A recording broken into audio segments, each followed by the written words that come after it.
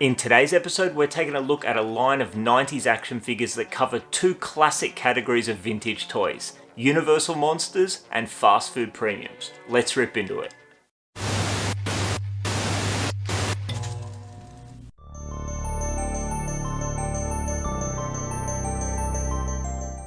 What's going on, guys? I appreciate you tuning in to today's episode. With Halloween just around the corner, I thought it was the perfect time to take a look at a line of 90s action figures that I've been wanting to get into for quite some time.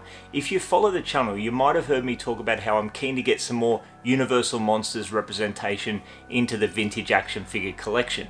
Well, if we're talking about vintage action figures based on the Universal Monsters, there's a number of different lines to consider. If we go all the way back to 1973, you've got Mego's Mad Monsters line, a line of 8-inch action figures that weren't licensed to look like the characters in the films, so Mego kind of offered up their own takes on the characters. Meanwhile, you had AHI, who beat Mego to the punch to secure the license to make figures that were based directly on how the characters appeared in the films, even if AHI didn't quite get it right. As we get into the 80s, you've got Remco's awesome 9-inch scale line of Universal Monsters figures with glow-in-the-dark faces and hands and that awesome grabbing play feature. Or for a more cheap and cheerful alternative, you've got Imperial's classic movie monsters line, another larger 8-inch scale line that I actually see out and about quite a bit. They seem to be a bit more accessible. I've captured them in toy hunting videos before. But as cool as those larger 8 and 9-inch figures are, that scale's just not my thing. Without a doubt, my favourite line of action figures based on the Universal Monsters is Remco's 3 3/4 Mini Monsters line. Classic 5 POA depictions of Dracula, Frankenstein's monster, the Wolfman, the Mummy, the creature from the Black Lagoon, and the Phantom of the Opera.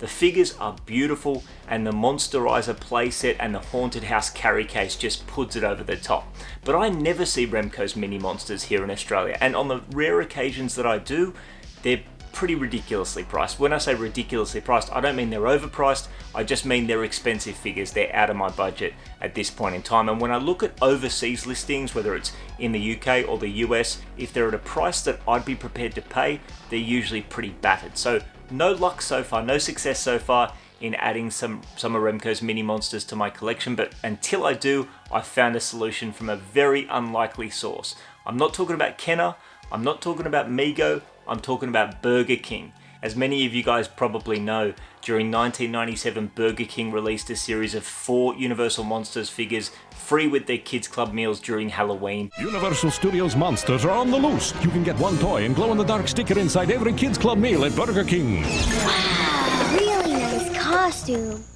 Burger King Kids Club. Great food, cool stuff, kids only. Now, I never knew this. As far as I'm aware, these never came to Australia, but I discovered this relatively recently when my brother gifted me this awesome Frankenstein's monster figure, and I was super impressed with this figure. I love the scale, I love the classic depiction. It's very much a throwback to earlier times. The sculpt is beautiful, and these translucent features are just awesome, and I was so impressed by it that I set out to find the other 3 figures in the line. We've got Dracula, the Wolfman, and the creature from the Black Lagoon. And those figures came with some really cool extras, so I actually bought them sealed, and I thought it'd be fun to open them up and take a look at what's inside for today's video. So let's kick it off with Dracula. And first of all, how awesome is that artwork on that insert? Just beautiful. And I've got to be honest with you guys, even though these are fast food freebies, I feel kind of bad opening them, but I'm going to put that aside and we're going to rip into it. Let's see what we got. If I can work out how to use scissors as a left-hander, which is something I still haven't mastered.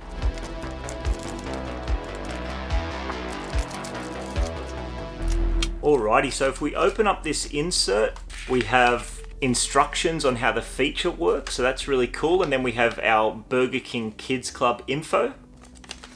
And we've got this awesome glow-in-the-dark sticker. All of these figures came with these wicked glow-in-the-dark stickers, so look at that. That is just that classic depiction of Dracula in a glow-in-the-dark sticker, which again feels like a bit of a throwback to the Remco Mini Monsters line.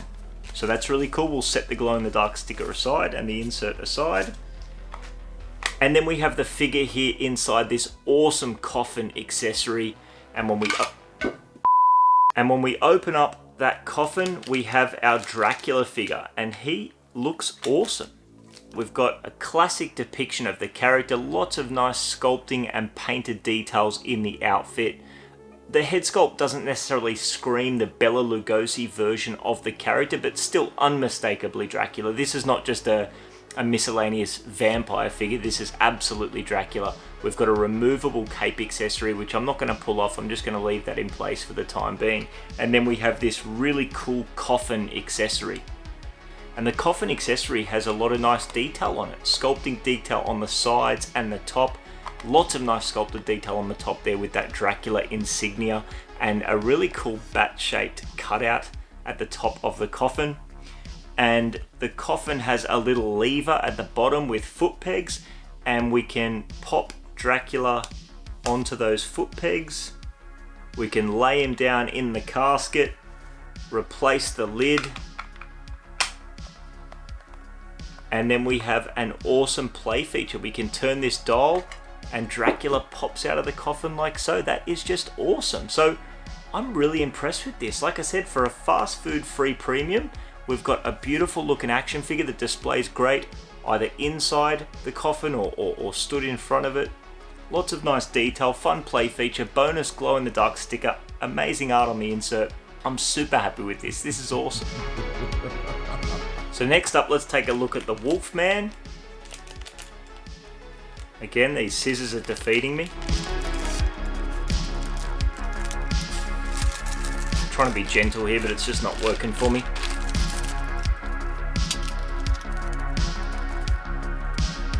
Once again, guys, beautiful artwork on that insert. Classic Lon Chaney Wolfman with the awesome full moon backdrop, which just looks wicked.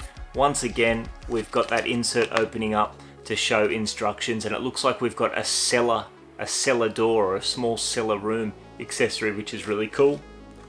Beautiful glow in the dark sticker. No idea what I'm going to do with these, but that's a good problem to have because these are just beautiful. Love those glow in the dark stickers. And then we have our Wolfman figure inside the cellar. So let's take a look at the figure first. And there we have our Wolfman figure, and I might like this even more than Dracula. In images that I looked at, I thought Dracula was going to be my favourite, but this Wolfman figure is beautiful. He's got a slightly hunched pose, incredible face sculpt, lots of nice detail in his outfit, so we can see the details in his shirt and in his belt, which is just cool. Now, if I had my say with this, I'd probably like his colours to be a little bit darker, because that brown is probably a little bit light for my liking when you think about classic Lon Chaney Wolfman. But that is just cool. That is just a sick figure. Slightly up on his toes, again, kind of like the hind legs of a wolf. Just a very cool depiction of the Wolfman character with lots of nice detail. Let's take a look at this cellar. Once again, works in a similar way to Dracula's coffin. So we've got pegs at the base of this lever within the cellar. Foot peg holes in Wolfman's feet. If I can get him in here. Now he's in. Once again, we've got this little lever here at the bottom of the cellar. We turn the lever and Wolfman pops out of the cellar doors. And not only that, we've got an awesome little backdrop pop out as well with a full moon and like those classic horror cemetery style trees, which is just wicked.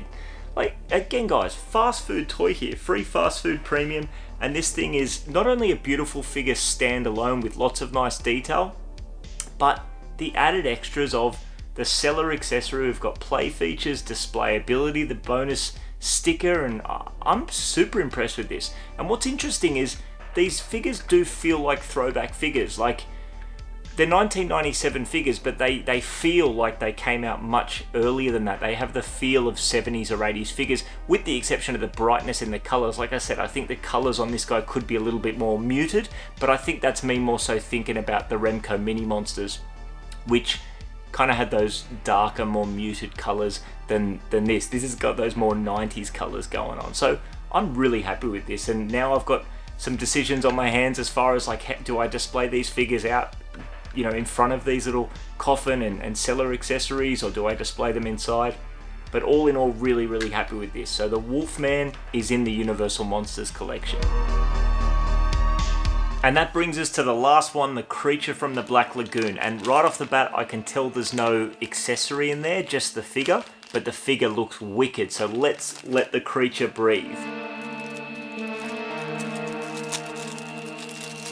Now once again, we've got a beautiful insert. Have a look at that artwork. I've really got to find a way to display these inserts with these figures because the artwork is just too cool. And I love how the artwork has a close-up shot of the figure's face with a really interesting backdrop behind it. This feels like card art more so than just a little throwaway insert. So I'm really happy with that. Once again, when we open it up, we can see that the figure definitely doesn't come with any sort of other accessory, but to make up for it, it has a water squirting play feature, so that's really cool. Once again, another beautiful glow-in-the-dark sticker. And then we have the figure itself, and the creature figure is really cool. He actually feels a little bit bigger than the other figures, with kind of a slightly different body style. Instead of legs that go up and down, the legs kind of swivel in and out, so that's interesting. But yeah, the figure itself is beautiful. Tons and tons of sculpting detail of gills and scales. I love the translucent plastic that was used to mold this figure. We've got the midsection that has that kind of squeezy feature to suck in the water. So essentially we dunk this guy into a glass of water, squeeze that midsection to kind of have it draw in the water, and then it's going to squirt it from its mouth. So that's really cool. Just again, you know, this is a classic play feature. There's plenty of 80s and 90s toys over the years that have had that water firing feature. So we've just got it here again with this creature from the Black Lagoon. We've got some nice painted detail in the eyes. Aside from that, we don't have any other paint. I think a little bit of red paint for those like classic creature from the Black Lagoon red or pink lips would have been awesome. But again, I'm nitpicking. These are fast food freebies, and I mentioned that a few times within this video because I feel like I keep having to remind myself of that fact, because now that these figures are in my hands, the weight, the quality, the sculpting detail, the accessories, the play features, these feel like something that is worthy of release on card back.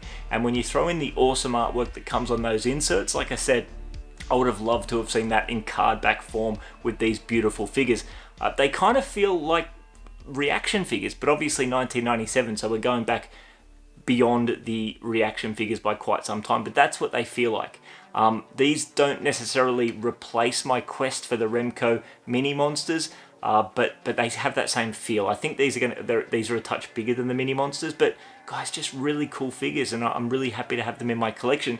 And I got to be honest, now that I've got the other three complete, I might have to chase down a sealed version of Frankenstein's monster, because Frankenstein's monster came with an awesome accessory. He came with an operating table accessory that had a light function that glowed through the translucent head of Frankenstein's monster. Now, I'm sure if I was to track down a sealed version of that and open it up, the battery's long gone in that operating table, but from a display standpoint, I think it would be really cool to not only have the operating table, but the insert and the glow-in-the-dark sticker that came with Frankenstein's monster. But in any case, now that I've got all four of these Burger King Universal monsters in the collection, I've got to have a bit of a think about how I go about displaying them, because these figures feel like they deserve a nice display spot. Maybe even a cool little spooky diorama to help bring the figures to life would be cool. So that's something for me to think about. Now, a huge shout out and thank you goes out to Matt from Keep On Collecting for letting me piggyback his My US shipment with these three figures. As far as I can remember, these never came to Australia. I don't ever remember these figures in our version of Burger King, which is Hungry Jack's in the 90s. Correct me if I'm wrong in the comments. If any of you guys remember these figures reaching our shores, I don't think they did, because I've been toy hunting for a while now and I've really never seen one here aside from maybe an occasional eBay listing of a loose figure. But with that said, they must be super plentiful in the States, because these three figures sealed in their baggies cost me like less than 10 bucks a piece. So I imagine there's plenty of them out there if anyone is looking to get their hands on them, and I highly recommend them because they're really cool. So yes, a big thank you once again to Matt, and I think there's going to be a few videos in the pipeline where I'm thanking Matt, because there are a few other bits and pieces in that My US shipment that Matt was kind enough to let me get involved with that I'll be making future episodes. So big thanks to Matt, and a big thanks to you guys for watching. I really do appreciate it. I hope you guys enjoyed this video. If you've made it this far, you're a dead set champion. I hope to hear from you in the comments. Let me know if you guys collect Universal Monsters. Let me know what lines of Universal Monsters you guys collect, whether they're modern or vintage. Would love to hear them, because like I said, I'm trying to get more and more Universal Monsters in the collection. As you can probably see over here, I've got the Ghostbusters classic monsters, but you can never have too many, so we need more. So hope to hear from you guys in the comments or on Instagram at Crusher Collects. You can always hit us up there. But above all, guys, thank you so much for watching. I'll see you back soon for the next one, and until then, cheers.